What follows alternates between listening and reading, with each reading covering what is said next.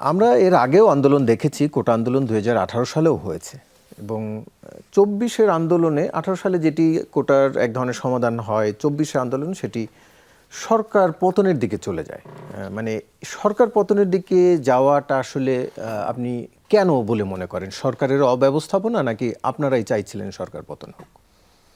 মানে সরকার আন্দোলনটাকে নিয়ন্ত্রণ করতে পারেনি বলে ওইদিকে মোড় নিল, কি আসলে বিষয়টা হচ্ছে মূলত আওয়ামী লীগ যে ফ্যাসিবাদী কায়দায় রাষ্ট্র পরিচালনা করছিল, আপনি দেখে থাকবেন যে সেই 24 সাল আসতে আসতে কোনো ক্যাটাগরির লোকেও বাকি ছিল না যারা আওয়ামী লীগ কর্তৃক ভিকটিম হন নাই।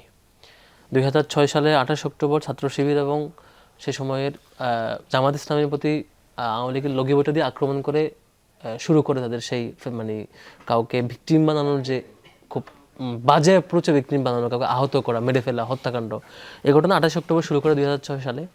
তারপর 9 সাল 8 সাল নির্বাচনে ক্ষমতায় আসা, তারপরে ধারাবাহিকভাবে 13-14 সালে বিএনপি জামাতের উপর নির্যাতন, তারপরে এক পর্যায়ে আপনি দেখে থাকবেন যে 18 সালের যে কোটা সংস্কার আন্দোলন, সে সময় তার উপর আক্রমণ, 19 সালের পরবর্তীতে নিরাপদ সড়ক আন্দোলন, তারপরে এমন করে করে ধরে ধরে শাপলার ঘটনা জানেন। প্রত্যেকটা ক্যাটাগরির মানুষকে আওয়ামী লীগ এভাবে করে ধারাবাহিকভাবে নির্যাতন চালায়, প্রত্যেকটা মানুষের ভিকটিম হয়।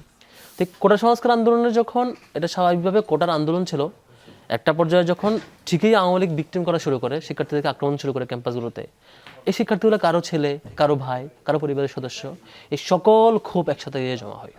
আমরা যারা আন্দোলনে ছিলাম, আমাদের এটা ট্রু যে আন্দোলনটা কোটা সংস্কারের ছিল। আন্দোলনটা হয়তো শুরুতে কোটা মেনে নিলে এর মধ্যে শেষ হয়ে যেত, যে কোটা সংস্কারের যে দাবি। কিন্তু যখন সেটি আবারও সেই ফ্যাসিবাদী কায়দায় টর্চার শুরু করলো, ইন্টারনেট বন্ধ করে দিল, বা শহীদ হওয়ার ঘটনা শুরু করলো, প্রাইভেট ইউনিভার্সিটি শিক্ষার্থীর আক্রমণ করলো, ইন্টারনেট বন্ধ করে দিয়ে আবারও দেশব্যাপী গ্রেপ্তার মামলা শুরু করলো, বিক্ষুব্ধ সকল মানুষ একসাথে এখানে জমায়েত হতে থাকলো। এবং আমরা যারা এটাতে এঙ্গেজ ছিলাম, পলিসি মেকিং, সিদ্ধান্ত গ্রহণ, প্রত্যেকটা জায়গায় আমরা ছাড় দেওয়ার পারত ছিলাম না। যেমন আন্দোলনের টার্নিং পয়েন্ট আপনি দুই ভাগে ভাগ করতে পারেন। একটা হচ্ছে স্বাভাবিকভাবে কোটা সংস্কার আন্দোলন যেভাবে চলছিল, ওখান থেকে শহীদ হওয়ার ঘটনার পরে 9 দফা অ্যানাউন্স করা, 9 দফার মধ্য দিয়ে আওয়ামী লীগের প্রত্যেকটা যে ফ্যাসিবাদী স্ট্রাকচার এখানে একটা ধাক্কা দিয়ে দেওয়া হয়। আবার 9 দফা থেকে 3 অগাস্টের যে 1 দফায় কনভার্ট করা, এই যে 3টা ধাপ, এই 3টা ধাপে মূলত টার্নিং পয়েন্ট।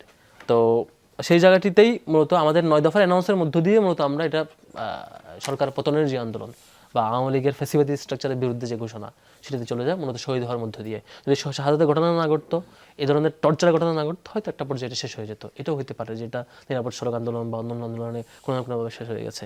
তবে বিক্ষুব্ধ সকল মানুষ জমায়েত হয়েছে এইটা তাদের বিক্ষোভের জায়গা থেকে, ক্ষোভের জায়গা থেকে, তারা ভিকটিম হওয়ার জায়গা থেকে। তো এটি মানুষ যারা এসছেন তারা এই গভর্নমেন্টের প্রতি চরম বিরক্তির কারণে এসছেন। ইভেন নন পলিটিক্যাল যারা এখানে যুক্ত হয়েছেন, 9 দফা অ্যানাউন্সের পরও এটা তো আর তো কোটা সংস্কার আন্দোলনের মধ্যে ছিল না। 9 দফা অ্যানাউন্সের পর অংশগ্রহণ আরও বাড়ছে, 1 দফার পরে আরও বাড়ছে। তার মানে এই মানুষেরা দিন শেষে এই ফেসিবাদ থেকে মুক্ত হতে চেয়েছিল। প্রত্যেকটা মানুষ জানতো এটা ফেসিবাদ, ভয়ঙ্কর ফেসিবাদ, এই ফেসিবাদ থেকে তারা মুক্তি চায় দিন শেষে। এই জন্য রাজনৈতিক, অরাজনৈতিক, শিশু, বৃদ্ধ, মুসলিম, অমুসলিম, সকল ক্যাটাগরি মানুষ, শিক্ষার্থী, ইভেন রিক্সা চালক, শ্রমিক, প্রত্যেকেই এখানে তার জীবন দিয়ে হলেও এই রিক্সা নিয়েছে ফেসিবাদের কবল থেকে মুক্ত হওয়ার জন্য। জি, তার মানে এক অর্থে আসলে ওটি যে সরকার আন্দোলনটিকে ওই অর্থে আগের বারের মতো করে নিয়ন্ত্রণ করতে পারেনি, মানে ব্যবস্থাপনা করতে পারেনি, তারা নির্যাতনের দিকে গেছে, ফলে আপনারা আন্দোলনটি অন্যদিকে নিয়ে যেতে বাধ্য হয়েছেন, সেটিই তো দাঁড়ায়।